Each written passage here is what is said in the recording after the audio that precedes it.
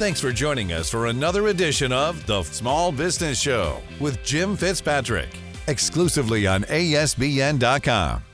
On today's show, we are discussing how to grow your business and increase your sales velocity. Joining us now is author, sales consultant, and motivational speaker, Mr. Victor Antonio. Welcome back to the show, Victor. Jim, love being here. Thank you for having me. Absolutely. This is my first time in the studio, so I'm super excited. Well, we're glad Beautiful that I know we usually do it through Zoom, but we're so glad that you took the time to come over and visit with us here in the studio. It's always better the conversation when it's in the studio, right? It is. There's something more natural, more organic. That's right. There's something. It's funny because you hear about Zoom fatigue. I think there's something to it. I do. You too. lose something in the, I guess, they call it narrowcasting, is because you only can see so much, Yeah, right? that's right. But this is full broadcasting because you can really see the person and talk to the person. That's right. So That's what I right. love about it. So much better. So much better.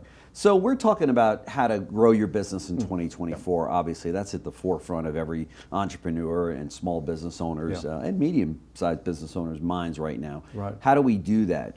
What are some of the ways that people can use to grow their business? What are some of the techniques in 2024? The biggest questions I get today is along the lines of growing business, going into the new year, right? We hear all interest rates, as we talked today, they're not going up, they're holding steady, but nonetheless, prices are up. You're feeling the squeeze, and you're starting to see a lot of news as far as companies cutting back or on their sales force or their expenses, whatever it may be. What's interesting is that companies moving forward have to really focus. And so when I talk about growing business, there's only 4 ways. I like to simplify things. There's only 4 ways to grow your business. The first one is to go out and get new customers. I would argue that's getting tougher. Yeah. Not impossible, but getting tougher. So one is gain new clients. Number 2 is retain existing clients. One study showed that if you just improve your retention by 5%, hold on to 5% more, you can increase your profits by up to 80%. Most people say, well, why is that? Wow. Because there is no cost of sales. Yeah, that's right. So strategy number 2 would be retain existing clients. What can you do as a small business owner to hold on to your existing customer base? Sure. Number 3, how do you grow them? Like, how do you upsell or cross-sell your existing customer base? Yeah. So again, another study showed, and I talk about this in my Mastering the Upsell book, that by simply focusing in on customers you already have, you can increase your revenue by up to 30%. Yep. That's a big number. That is. Then the 4th strategy is reactivate. These are people who stop by. What's my strategy there? How do I pull them back into the fold? What promotional items, promotional pricing, what can I do to bring them back? So there they are. Gain, retain, grow, and then reactivate. Right. I would focus on those 4. And if I were to give somebody a blueprint, if I can talk to the camera, if I were to give you a blueprint, the blueprint would look something like this. Pick one, whether it's a gain strategy, retain strategy, grow, or again, reactivate. Pick one strategy. So let's just say we want to go for gain, get new clients. Focus on that and ask yourself 4 questions. What do I need to start doing to get more business? What do I need to do more of? In other words, I'm doing it, but I need to do more of it. On the other side, I call it the negative side. Positive side is what can I start doing? What can I do more of? The negative side would be, what do I need to stop doing that's not working? Or what do I need to stop doing that's not working? Maybe do less of it. And then do that for month 1. Month 2, move to the next one. Now we go to retain. Do the same thing, exercise.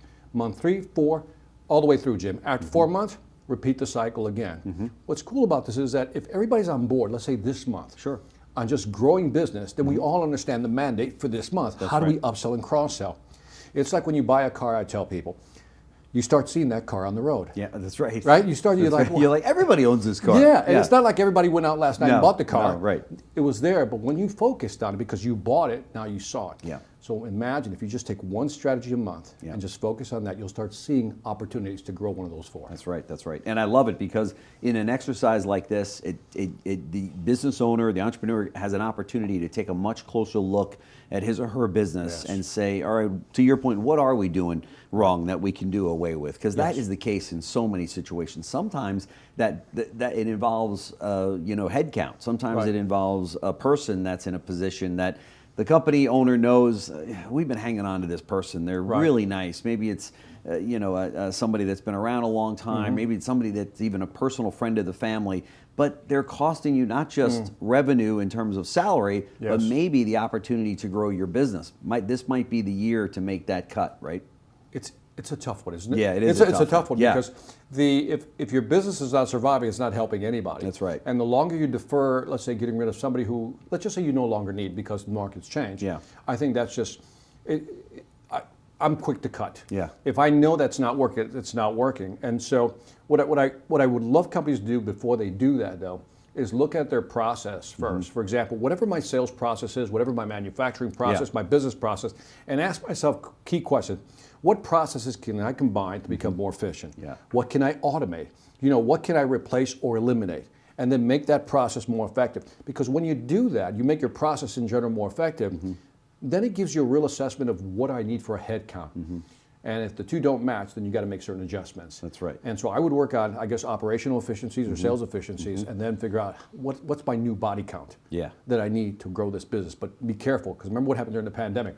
People started cutting too close to the bone. They went too far because they thought everything was going to go, held in a handbasket. And so be careful you don't cut too deep. Yeah, for sure. And you're right. That is a real problem because if you do, you turn around and go, oh my God, I either need to hire that person back, which isn't always an option, and now I'm going to spend months trying to find their replacement, right? And you're in a tough situation there. If you think about it, right? We don't think of often opportunity cost this way, and that is, if I have to train somebody for 6 months, I always ask the question in my workshops, how much time have I lost? Yeah. And I always say, no, you lost a year because it takes 6 months to ramp them up, but you've lost 6 months also of opportunities. That's right. That you could have had. Yeah. So that's why I say, be careful how you cut. That's right. Be precise, measure twice. That's right. What challenges do businesses commonly encounter when trying to scale, and how can they prepare? I think the big challenge is often, let's say you got the right people. That's always the toughest one, finding the right people to put in the right place. That's especially now. And then I think when you look at the systems and processes, it's giving up the old and going with the new. I think that's one of the biggest challenges. We've talked about AI before, artificial intelligence, and some of the automation that's coming down the pipe. And I think a lot of companies are, sticking their head in the sand going, la, la, la, or this. I don't want to hear it. I don't want to talk about it. I know. But it's coming. It is. And I think it's here. It is here. The inability to adapt. I know it sounds basic. Right. But this whole switch over to a new system, a new way of doing business, scares a lot of people. I know. And a lot of it has to do with the fear of the unknown. They're uncertain. I know. And I don't know about you, but I believe in the 80-20 rule. If I got 80% of it figured out, I launch. Yeah. Right? That's why I'll never be a NASA space guy. Because 80% is not good enough. Those are good numbers.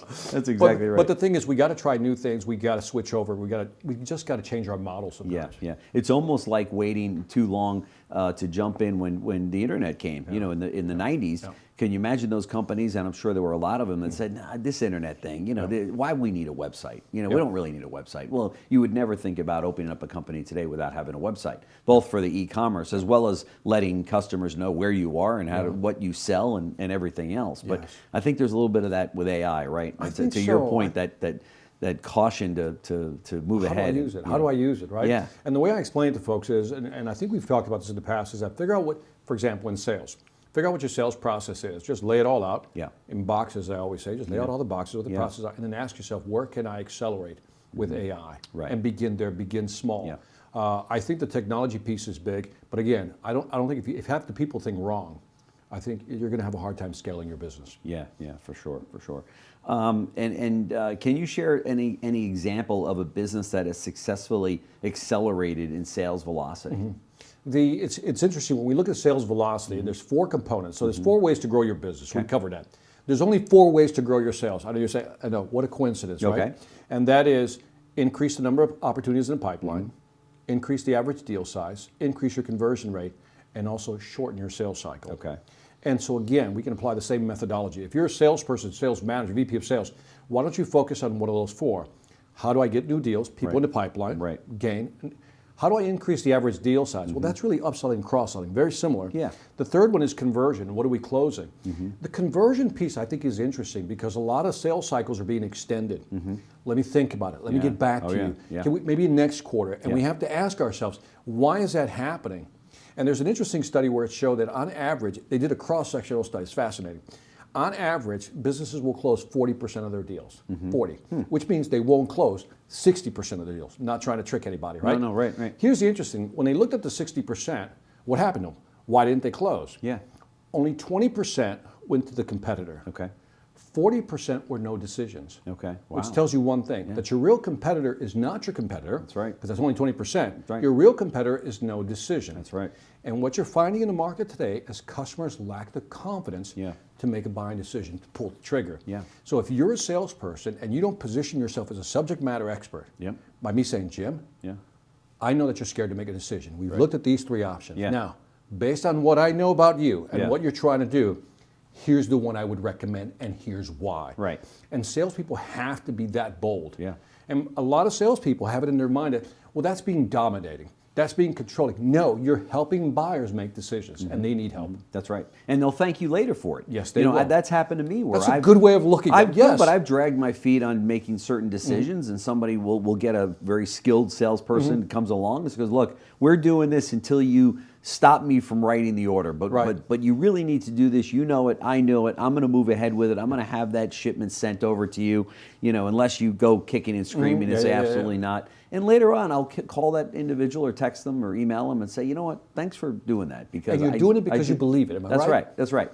And it happens so often where I'm glad that person stayed and was persistent, stayed on top of me, stayed with me, and later on I end up thanking them for it. There you go. There's studies that show that advocacy, that's the big word I think going into 2024. Advocacy is me telling you basically, here's what you should do. Right. I advocate a position. Right. And that's not hard selling. A lot of people see that as ABC, always be closing. Right. It's not what this is. Right. I'm trying to help you make a decision. Right. You're right there, last mile, ready to make a decision, and you just need me to give you the confidence. I'm just telling you, this is what you want. That's right. And if you trust me, I think That's we're right. good. That's right. The old adage is don't sell them anything, help them buy something. There you go. And help them make that informed decision without Yes. a doubt. Hey, before I let you go, 2024 with all that we know about going into it, in your opinion, do you think it's a good time to start a business?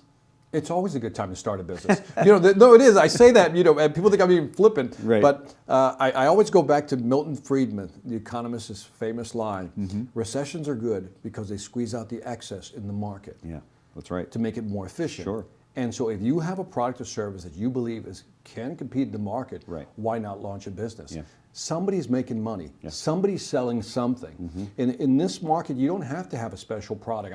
I always ask companies and employ salespeople, I said, do you think your company is special, your product special? And they always say, of course we do, Vic. I said, no, you're not. Yeah. Because here's the reality, and this is a hard reality.